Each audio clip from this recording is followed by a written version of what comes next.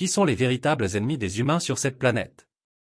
Quand j'ai écouté Valutamment, The Soro Connection, ou OWNS et Control American University, je comprends que Patrick B. David ne comprend pas le vrai jeu derrière tous ces événements et en général, le jeu malade et machiavélique, désolé, il n'est pas arménien, joué par le système que j'appelle la Kabbale, la pyramide. Soros, Gates, Musk, Bezos et bien d'autres comme eux sont les élus qui exécutent les ordres venant d'en haut. Il est vrai que ces acteurs sont présentés au monde comme les personnes les plus riches. Désolé, mais ils ne le sont pas du tout. L'argent sur papier dont ils disposent ne leur appartient pas. Ce sont des acteurs intelligents qui pourraient remporter un Oscar. Il en va de même pour toutes les différentes couches de la pyramide, dont tout le monde pourrait penser quels sont les grands patrons. Vous devriez toujours vous demander pourquoi un juif comme Soros financerait les Palestiniens et les groupes terroristes.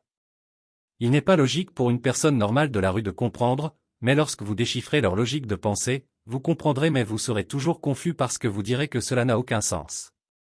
C'est très vrai et c'est pourquoi ils sont si machiavéliques et brillants dans leur méthodologie de pensée satanique. Ce n'est pas un phénomène nouveau mais ces familles au sommet de la pyramide le font depuis des années. Je vais vous donner quelques exemples de leur jeu.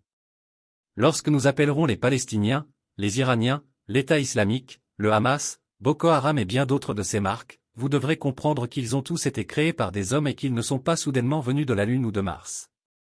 Le fait que pour créer un groupe terroriste vous aurez besoin de beaucoup de financement, de logistique, de fourniture. Votre question devrait être, qui peut se le permettre? C'est une question très importante à comprendre. Vous devrez ajouter à votre équation qu'au sommet, personne n'est un ennemi, mais que les acteurs sont invités à jouer ce rôle. Par exemple, la Chine, la Russie et les États-Unis ne sont pas des ennemis. Ils sont tous dirigés par le même système au sommet et la plupart de leurs joueurs ne comprendraient même pas et ne sauraient même pas pourquoi. Je pense qu'à ce stade, je serais qualifié de théoricien du complot fou. C'est bien et tout à fait normal parce que votre esprit a été entraîné d'une manière logique très simple et tout ce qui n'est pas logique serait considéré comme fou. Si vous vous souvenez, après l'attaque du 7 octobre perpétrée par les soi-disant Hamas palestiniens, Netanyahou a ouvertement déclaré lors d'une interview qu'il finançait le Hamas.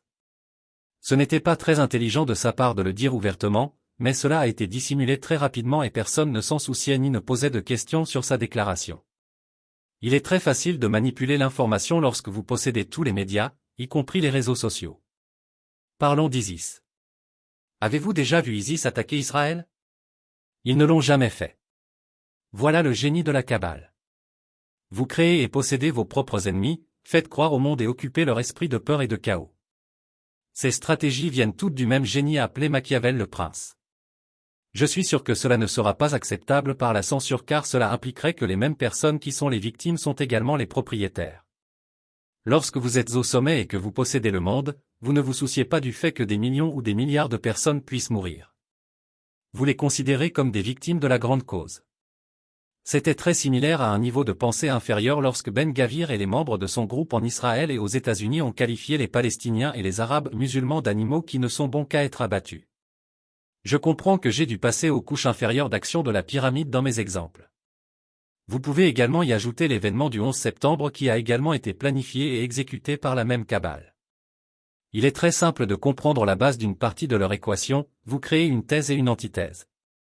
Ce qui veut dire que vous créez le bon flic et le méchant flic.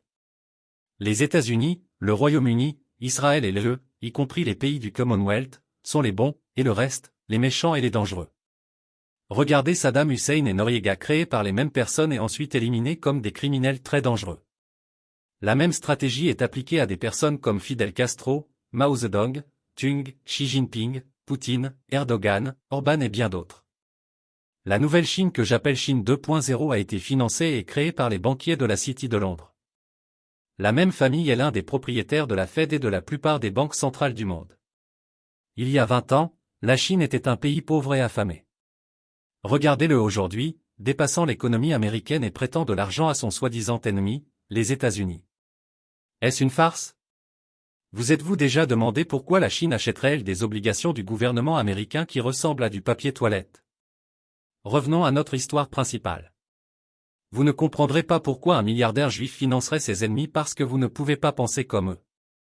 Même si le cerveau humain ne peut pas comprendre quoi que ce soit qui ne soit pas tridimensionnel comme le cosmos et le concept de l'infini, vous aurez du mal à accepter à quel point l'esprit du propriétaire de cabale fonctionne mal.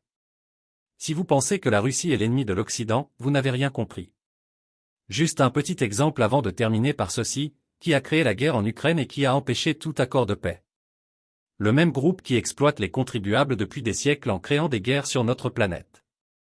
La guerre est une grande affaire et seuls ceux qui créent et financent sont les gagnants.